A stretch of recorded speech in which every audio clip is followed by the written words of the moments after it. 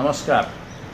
Basically आपल्याला कोणालाही जर प्रॉपर वेट मॅनेजमेंट करायचं असेल, म्हणजे आयदर कोणाला वेट गेन करायचं आहे, कोणाला वेट लॉस करायचं आहे, तर 3-4 गोष्टी खूप महत्त्वाचा रोल प्ले करतात.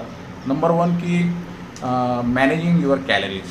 सो आपण जे काही जेवण जेवतो असतो, दिवसभरातनं जे काही गोष्टी खातो, या सगळ्या गोष्टी जसं आपण पेट्रोल लिटरमध्ये मोजतो किंवा अंतर किलोमीटरमध्ये मोजतो, तसं खाणं आपलं कॅलरीमध्ये मोजलं जातं.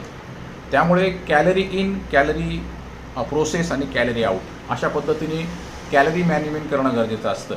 आणि म्हणून मॅनेजिंग युअर कॅलरीज हा खूप महत्त्वाचा फॅक्टर आहे. आणि या फॅक्टरमध्ये आपला जो कॅलरी बर्निंग रेट असतो प्रत्येकाचा, तो खूप मोठा रोल प्ले करत असतो. या सगळ्या प्रोसेसमध्ये आपण ज्या काही गोष्टी खाणार आहोत, यामध्ये चांगल्या प्रकारचं न्यूट्रिशन म्हणजे गुड न्यूट्रिशन, आपण जे काही 4 मील खाणार आहोत, सकाळचा नाश्ता असेल, दुपारचं जेवण असेल, संध्याकाळी परत काहीतरी आपण खाणार असू, रात्री परत काहीतरी खाणार असू, तर या सगळ्या गोष्टीमध्ये कॅलरी मॅनेजमेंट करत असताना गुड न्यूट्रिशन आपल्या शरीरामध्ये पोटात जाणं फार गरजेचं आहे. आणि या सगळ्या गोष्टींमुळे आपल्या शरीरामध्ये आपलं जे पेशींचं आरोग्य आहे ते चांगलं राहायला मदत होईल. पेशींचं आरोग्य हेल्दी पद्धतीने होणं गरजेचं आहे. आणि 80% जर डाएट हा विषय कन्सिडर जर केला, तर 20% एक्सरसाइज म्हणजे माफक आणि योग्य व्यायाम, तुमचं वय किती आहे, तुमची उंची किती आहे, तुम्ही स्त्री आहात का पुरुष आहात, त्या अनुषंगाने आपण आपलं एक्सरसाइजचा पॅटर्न, वर्कआउट पॅटर्न रोजच्या रोज डिफाईन करणं गरजेचं आहे. आणि हे सगळं करत असताना लाईफस्टाईलचे जे चेंजेस आपण करायला पाहिजे, म्हणजे लाईफस्टाईल इम्प्रूव्हमेंट पॉईंट ऑफ व्ह्यूने जे चेंजेस करायला पाहिजे, म्हणजे लाईफस्टाईलमध्ये पाण्याचा इंटेक येतो, झोपेचा पॅटर्न येतो, या सगळ्या गोष्टी पण खूप महत्त्वाचा रोल प्ले करत असतात. So each and every component is as important as other. आणि ओनली इन कॉम्बिनेशन, या चौघांच्या कॉम्बिनेशनमध्ये 100% सॅटिस्फॅक्टरी आपल्याला वेट किंवा हेल्थचे रिझल्ट मिळू शकतात. आता या सगळ्या प्रोसेसमध्ये आपल्याला हे महत्त्वाचं आहे की आपण जे काही जेवण जेवतो त्या प्रत्येक गोष्टीला काहीतरी कॅलरीज असतात.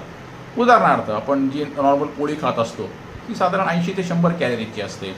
पोहे किंवा तत्सम काहीतरी सकाळी नाश्ता करत असतो, समजा 100 ग्रॅम पोहे खाल्ले तर ते 350 साधारण कॅलरीजचे असतात. अनेक लोकांना सकाळी किंवा दिवसभरातनं कोणी लोक वडापाव खात असतात, याचे 200 कॅलरी पोटात जातात. आता या सगळ्या प्रोसेसमध्ये आपण जे काही जेवण जेवतो किंवा नाश्ता खातोय, याच्यामध्ये कॅलरीज आहेत, पण न्यूट्रिशन आहे का? सो वडापावमध्ये न्यूट्रिशन आहे का? समोसामध्ये न्यूट्रिशन आहे का? किंवा कचोरी किंवा पिझ्झा, बर्गर, मॅगी या गोष्टी सर्रासपणे लोक खात असतात, पण यामध्ये न्यूट्रिशन किती आहे याचा विचार करणं गरजेचं आहे. पण कॅलरी मात्र निश्चित आहेत. आणि म्हणून आपला जो काही बिहेवियरल पॅटर्न असतो खाण्याचा, तो पण प्रॉपर पद्धतीने चेंज करणं गरजेचं आहे. आणि म्हणून मेक टाईम फॉर मील्स. आपल्याला ज्या काही जेवणाच्या वेळा आहेत त्या प्रॉपर पद्धतीने, समजा 8 वाजता नाश्ता केला, दुपारी 12 वाजता जेवण केलं, संध्याकाळी परत 4-4:30ला काहीतरी लाईट स्नॅक्स खाल्ले ज्यामध्ये चांगले प्रोटीन आहे, आणि रात्री परत काहीतरी खाल्लं, तर अशा पद्धतीने 4 मील प्लॅन जर करत असू आपण, so make time for meals and eat meal every 4 hour. Maintain करावं लागेल, आपल्याला लॉग मेंटेन करणं गरजेचं आहे. आणि आपल्याला दर 4 तासांनी भूक लागते की नाही हे पण बघणं गरजेचं आहे. जर 4 तासांनी भूक लागत नसेल, याचा अर्थ अलीकडचं जेवण किंवा अलीकडचं खाणं आपलं जास्त झालेलं आहे, आणि म्हणून 8 वाजता खाल्लं आहे आणि 12 वाजता भूक लागत नाही आहे. याचा अर्थ 8 वाजता जास्त खाल्लेलं आहे. 12 वाजता खाल्लं आहे आणि संध्याकाळी 4-4:30ला भूक लागत नाही, याचा अर्थ 12 वाजता जास्त खाल्लेलं आहे. सो ते प्रॉपर पद्धतीने पोर्शन कंट्रोल करणं गरजेचं आहे. आणि keep tempting food out of the kitchen. Basically ज्याच्याने खूप टेम्पटिंग होतं, खावंसं वाटतं. अनेक वेळा काहीतरी जंक फूड घरामध्ये असतं, प्रोसेस फूड असतं, बेकरीचे प्रोडक्ट्स असतात. याच्यामध्ये किती न्यूट्रिशन आहे हे आपण सगळ्यांना बघणं गरजेचं आहे. किंबहुना यामध्ये न्यूट्रिशन आहे का हाच प्रश्न स्वतःला विचारणं गरजेचं आहे.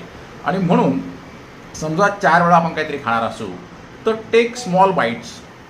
आपल्याला छोटे छोटे घास करून प्रॉपर चावून खाणं गरजेचं आहे. आणि प्रत्येक वेळेस आपण जे काही खाणार आहोत त्याबरोबर आपण जर थोडं सलाडचा इंटेक केला, काकडी, गाजर, तत्सम काहीतरी गोष्टी जर सलाड पॉईंट ऑफ व्ह्यूने पोटात गेल्या, तर त्याच्याने पोट पण साफ होतं, फिलिंग ऑफ फुलनेस पण चांगला येतो, आणि पोट भरल्याचं भावना आल्यामुळे विनाकारण जास्त खाल्लं जात नाही. आणि 100% लास्ट टिप मला तुम्हाला द्यायची की avoid junk food. Junk food हे खरोखर काही उपयोगाचं नाही आहे. कधीतरी गंमत म्हणून काहीतरी चीट मील करताना महिन्यात एकदा खाल्लं तर गोष्ट वेगळी, एक जिभेचे चोचले म्हणून. वास्तविक पाहता शरीराला त्याचा काही उपयोग नाही आहे. प्रोसेस फूड खूप काळ जर ते टिकणार असेल तर आपण ते बघणं गरजेचं आहे की याची गरज आहे का. कधीतरी गंमत म्हणून खाल्लं गोष्ट वेगळी, पण सातत्याने रोजच्या रोज प्रोसेस फूड खाणं योग्य नाही आहे. अल्कोहोल कन्झम्पशन अनेक लोक करतात, त्यामुळे ते उपयोगाचं नाही आहे. स्मोकिंग हे अजिबात चांगलं लक्षण नाही आहे. त्या पाकिटावर पण लिहिलेलं असतं की स्मोकिंग चांगलं नाही आहे. पण आपण म्हणू की आम्ही स्मोकिंग करत नाही, पण स्मोकिंग करणाऱ्या माणसाच्या शेजारी आपण जर उभं राहिलो तर तो ॲक्टिव्ह स्मोकर आहे आणि आपण पॅसिव्ह स्मोकर आहे. सो जेवढा त्रास त्याला होणार आहे तेवढा त्रास आपल्याला पण होऊ शकतो. आणि सगळ्यात महत्त्वाचं सिंपल शुगर आपल्याला अवॉइड करायची आहे. या सगळ्या प्रोसेसमधनं ह्या गोष्टी जर आपण प्रॉपर पद्धतीने अवॉइड केल्या तर आपल्याला लाईफस्टाईलमध्ये खूप चांगले बदल घडवून आणता येतील. So set some goal and track your progress. आपल्याला काहीतरी गोल डिफाईन करणं गरजेचं आहे. वेट गेनच्या प्रती, वेट लॉसच्या प्रती आपल्याला काहीतरी कॅलरी मॅनेजमेंट पॉईंट ऑफ व्ह्यूनी, लाईफस्टाईल चेंजच्या पॅटर्ननी आपल्याला काहीतरी गोल सेट करणं गरजेचं आहे. Be persistent. खूप महत्त्वाचं आहे की whenever you will like quitting, म्हणजे आपल्याला असं वाटतं की सोडावं सगळं आणि परत नॉर्मल फूड खावं किंवा मज्जा करावी, पण मग आपण हा विचार करायला पाहिजे की मी सुरूच का केलं होतं. ओके. सो जेवढा स्ट्रेस कमी घेता येईल जेवढा स्ट्रेस कमी घेता येईल तेवढा कमी घेणं गरजेचं आहे. आता स्ट्रेस मॅनेजमेंट हा एक वेगळा विषय आहे, त्याच्यावर आपण कधीतरी नंतर बोलूच पुढे भविष्यामध्ये. योग्य झोप पण महत्त्वाची आहे. साधारण एक 6 ते 7 तास, 7 ते 8 तास, डिपेंड तुमचं वय किती आहे, तुमचं कामाचं स्वरूप कसं आहे, पण एक साधारण 7 ते 8 तास प्रॉपर साऊंड स्लीप आपल्याला मिळायला पाहिजे. बऱ्यापैकी दिवसभरात पण काम करताना जेवढं रिलॅक्स होता येईल, जेवढं मन हलकं करता येईल तेवढं चांगलं आहे. आणि हे करण्यासाठी do something you enjoy every day. रोज हे काम करत असताना, आता काम तर काय टाळता येणार नाही, पण मज्जा मस्ती करत, एन्जॉय करत जर आपल्याला काम करता आलं आणि काही गोष्टी आवडीच्या असतात, आपल्याला गाणं ऐकणं आवडीचं असतं, मुलांबरोबर खेळणं आवडीचं असतं, तर या सगळ्या गोष्टी करत करत आपण जर केलं तर रिलॅक्स व्हायला पण मदत होते. आणि आपले जे काही औषधं चालू असतील कुठल्या कारणाने, तर त्याचा डॉक्टरांकडे जाऊन सातत्याने त्याचं चेकअप करून त्याचं रिव्ह्यू करायला पाहिजे. सो रिव्ह्यू युअर मेडिकेशन्स आणि conduct a basic health checkup. अधनमधनं दर 6 महिन्यांनी आपण जर आपला बेसिक हेल्थ चेकअप डॉक्टरांच्या सल्ल्याने केला तर आपल्याला हे कळेल की आपलं योग्य चाललं आहे की नाही. आणि यामध्ये जर इम्प्रूव्हमेंट करायची असेल तर डेफिनेटली डॉक्टर आपल्याला गाईड करतील काय इम्प्रूव्हमेंट करायला पाहिजे. सो लास्ट अँड बेस्ट मला तुम्हाला सांगायला आवडेल, equation of good health. Number 1, eating on time. योग्य वेळी, योग्य वेळेस, योग्य तेवढं आहार खाणं गरजेचं आहे. रेग्युलर एक्सरसाइज, वर्कआउट करणं गरजेचं आहे. Plus rest and relaxation. And 4th and very important, balance nutrition. So या 4 गोष्टी एकत्र आल्या तर आपल्याला हेल्दी बॉडी आणि लॉंग लाईफ आपल्याला डेफिनेटली जगता येईल. So wish you all health, wealth and happiness. Thank you guys and bye bye, all the best. Thank you.